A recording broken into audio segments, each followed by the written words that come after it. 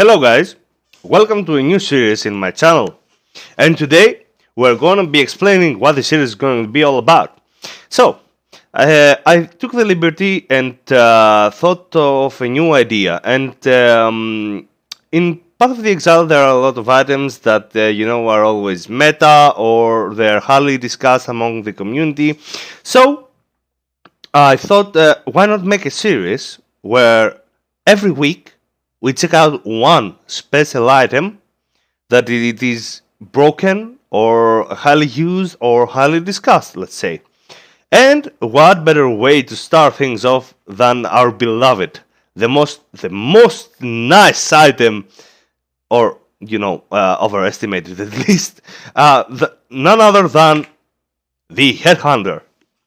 Hell fucking yeah!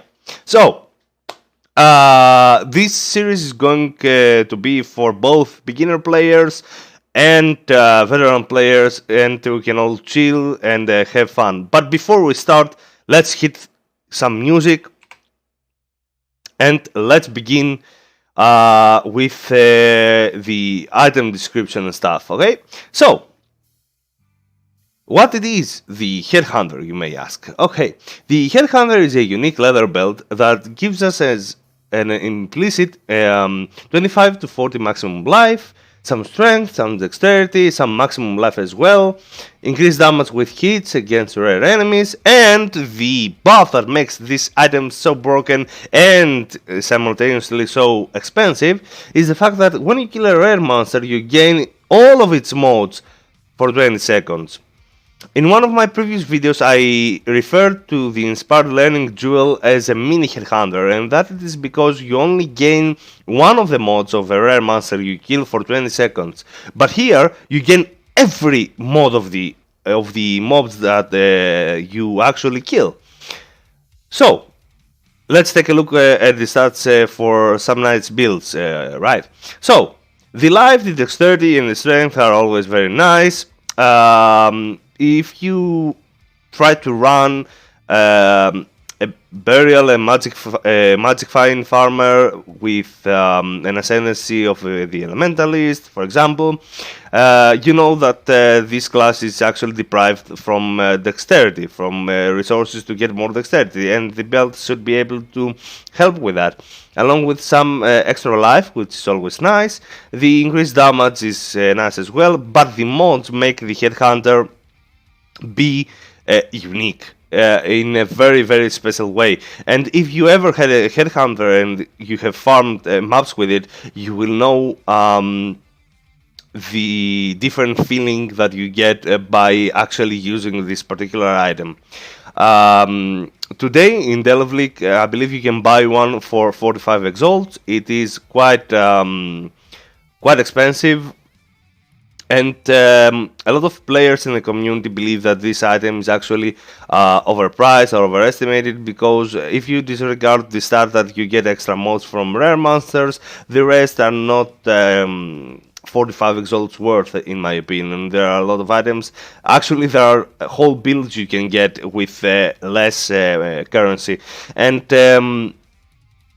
And nevertheless, this item has drawn a lot of attention from players, and it has given birth to a series of build ideas, including burial chambers farmers, when you can actually farm the divination card, that when you stack it and when you get 8 cards out of 8, you get a Headhunter for free if you trade these divination cards. And the divination card in question is called the Doctor. I'm sure you've heard of it. If you haven't, be sure to check it out. It may give you an idea of how you can actually examine some magic find builds and maybe try a barrel farmer, because even though your prime goal is to get the doctor cards, you get a lot of currency from farming the barrel chambers as well. And if you save your Atlas, you can also sustain the barrel chambers. You will run one and you'll get 3 in return, and you can actually trade with other players the extra maps, so you can get the extra alchemy orbs to sustain your alchemies, and you understand it is a very nice circle that gives you a lot of profit. But I have to tell you that the Doctor card is a very, very rare card, and you can, if you do not have a good RNG, if you're really unlucky, you could have you can run barrel chambers for a long time. You can run like 600 maps and never see a single Doctor card drop. So if you're not a player that actually wants to dedicate himself to farming a lot of time, I believe that barrel farming and Doctor farming is not for you. But nevertheless, this is one of the cards that can grant you a Headhunter, and as you can see here, this is the Doctor card. This is the one that drops in barrel chambers. Then we have another one that can get you your Headhunter. This is the Fiend card. The only difference here is that your Headhunter is going to be corrupted, and the mods could be the same as a normal one. They could be better. You could have maybe some better implicit.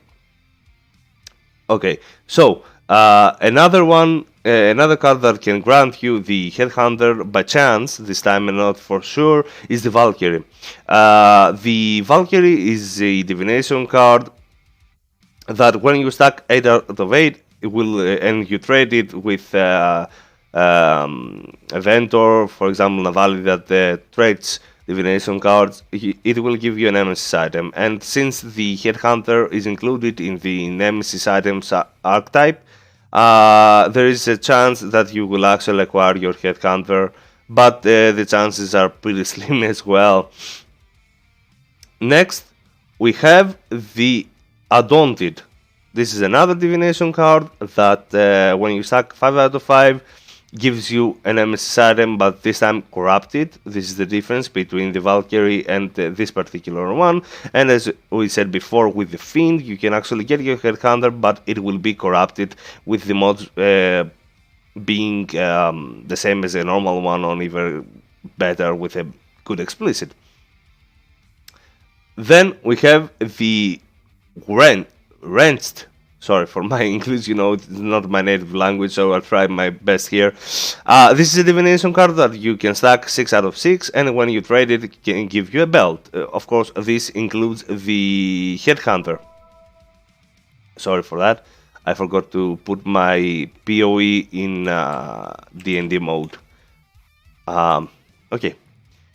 Next we have this, the Time Lost Relic divination card. This is a card that when it stacks 10 out of 10 will give you a league specific item. This can include the Headhunter, but of course, as you understand, the possibilities are even lower to get this particular belt, so I don't recommend gambling this. But still,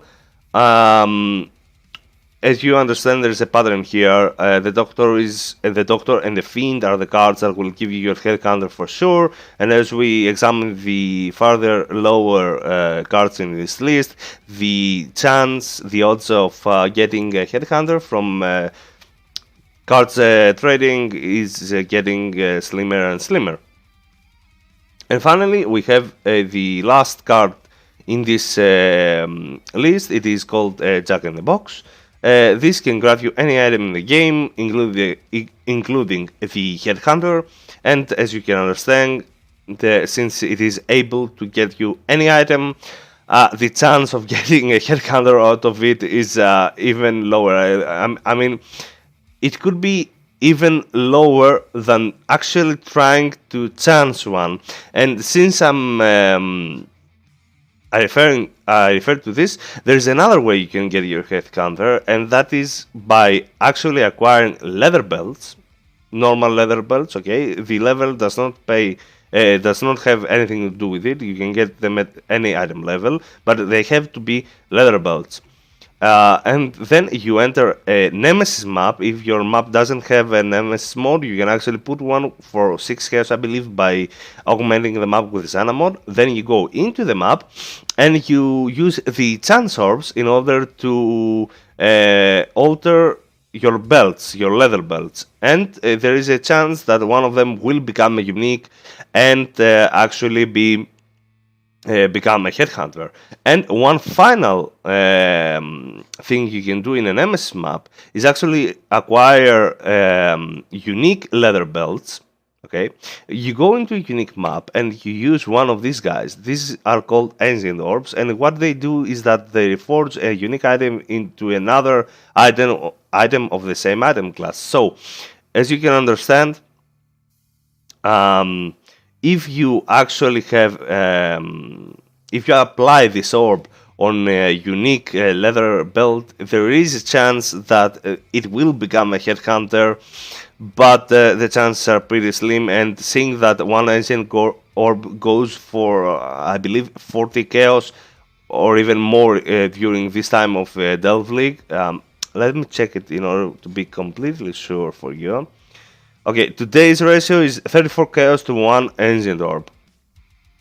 So, you understand that this is a pretty expensive gamble, and I personally don't recommend it. I believe that the better way to farm your headhunter is by doing your burial chamber, saving up money, saving up a huge amount of jeweler orbs or any other orb, and trading them for chaos orbs, and then you collect your exalts little by little. You will get your doctor drops even if you even if you can't actually collect all 8 of them, so you can get it for free if you acquire, let's say, 3 or 4 of them. So if you are lucky enough to get the half of the divination cards required, you can actually sell them and collect the exalts necessary to buy one from the market, from the trading sites. Or if you wish to do it the other way, you collect the 4 ones and then you pay to buy another 4 ones, and then you get one with the mods being completely random. The good thing about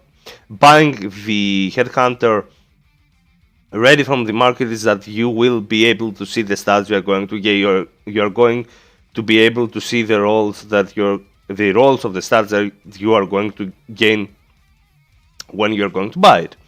Okay, so going even further down here, we can see here that the headhunter has 2 more alternate artwork versions, and the first one is from the race of season 7.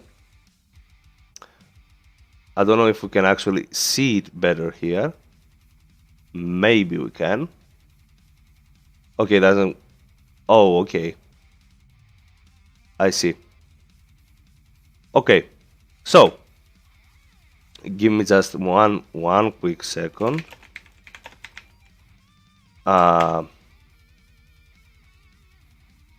Okay, we are back. Okay, so we saw the first artwork, and the second one is the relic version of this item, and this specific version can be acquired by using the Town War Reliquary key, which is a pretty hard item to obtain because the drop rate is pretty low. It can drop anywhere, doesn't matter what type of map you're farming. This key can drop, and when you put it into your map device, it will lead you to a special place, which is called the Time-Worn Reliquary, when you open a chest. And from the chest, you can actually get this one with the relic version. And there is a very big difference in pricing. So I'm going to check it for you here. So let's see.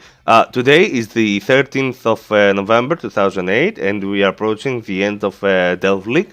So let's go how much money we should actually pay for a headhunter. And as you can see, they start at about 43x, and as we go down, there are some ones with 44, 45, 46, but you get the idea here, okay? An average of 45 exalt will get you a headhunter. But if I were to check a relic one, then the price would be very different. As you can see, the price goes up more than double. I mean, we go from 45 exalts to freaking 125 exalts, and sure, it's nice to have, but I'm not under the pressure that a lot of people will be able to pay this kind of money just to have a relic headhunter, since most of people do not even own a regular one, to be honest with you. Okay, let's visit the wiki to see if there is anything more about this. Yeah, here is the inspired learning that I talked about before. And yeah, I believe that is it. So this was the first episode of the Item of the Week series I'm about to be doing during the foreseeable future. Leave a comment down below, give me your feedback, tell me what you think, and most importantly, pick the next item we are going to review next week.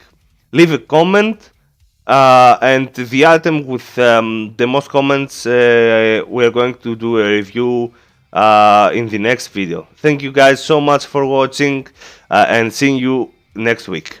Have a very nice day.